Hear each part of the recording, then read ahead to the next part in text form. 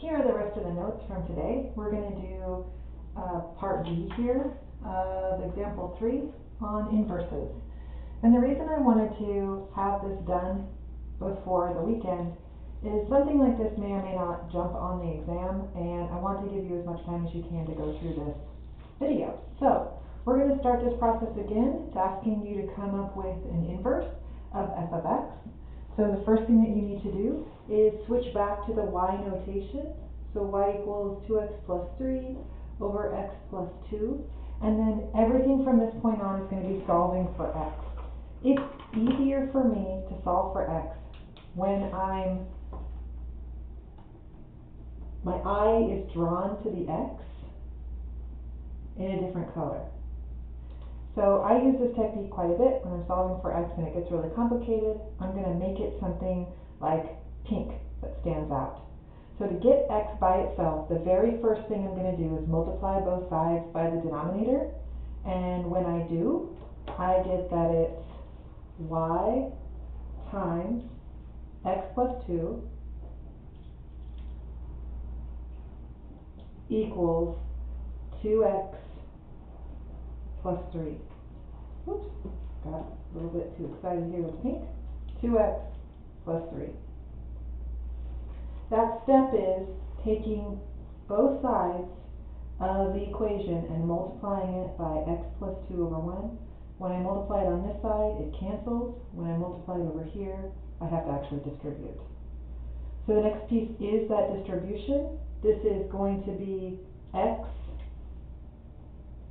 y, that's this piece, and then plus 2y equals 2 times x plus 3. Quick reminder, everything I'm going to do here is to get x by itself.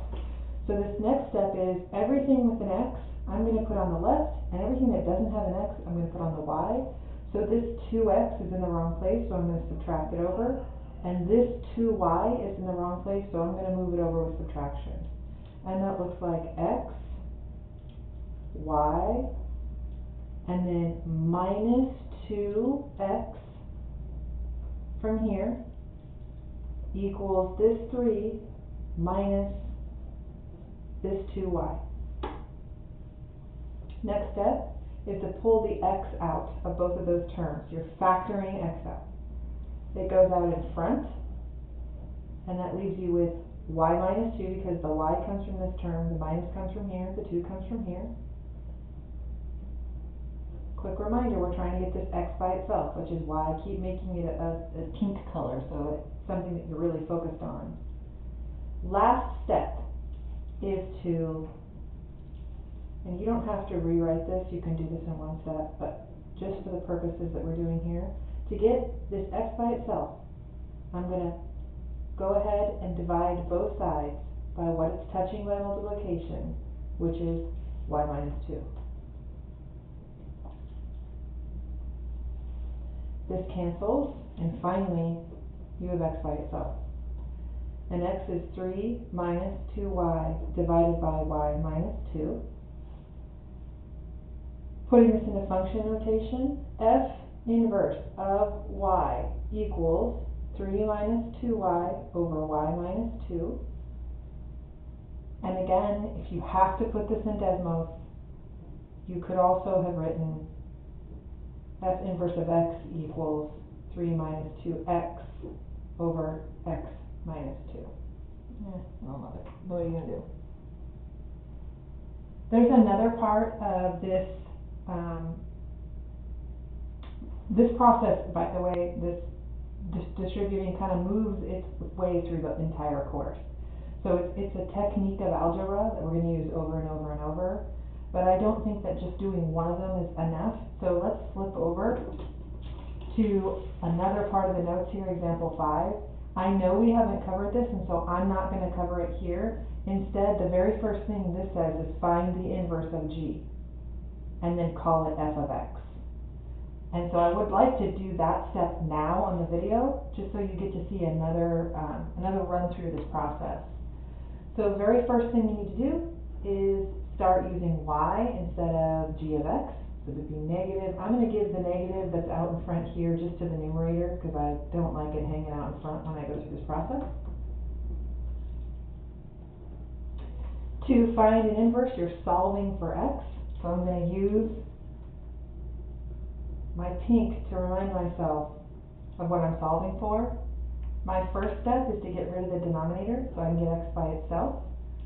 And how I do that is I multiply both sides by x minus 1. As I do it to the right side, this cancels this, and negative 2x is left. And then as I multiply this over to the left side, it's y times negative 2x. Oh no.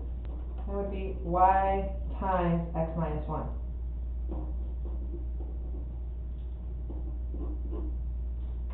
Multiplying this to the right side, denominators cancel. Multiplying this to the left side, it's y times that factor. Keeping in mind, the pink is telling me what I'm solving for. So the next step to this is to multiply the y through. When I do, on the left, I get x times y minus y, because that's this and this, equals negative 2x. Again, my x's are what I'm solving for. Just like on the last example, I'm going to make all my x's go on the left side. I'm going to make this y go on the right. So anything with an x is all that's going to be left on the left side. It's sitting over here as negative, so as I move it over, it's going to be positive. This y is sitting over here on the negative. As it turns to the other side, it becomes positive. So as I continue this process, I'm just going to rewrite the problem.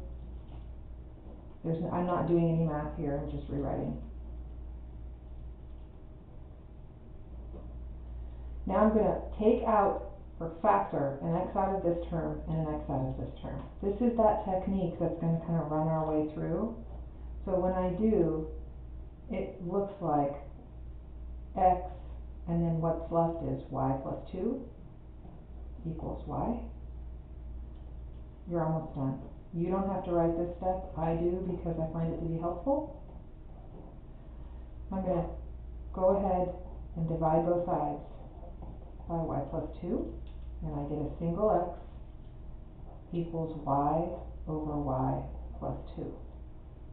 Turning that back into function notation, either you're going to say it's f inverse of y equals y over y plus 2, or you're going to say, if I'm going to put this in Desmos, I'm going to turn all my y values into x, and remember, those used to be y values. All right, that's the technique for solving, or not solving, turning rational functions, that's this one, and this one, into inverses, or finding the inverses of both of those two functions. See you on Tuesday.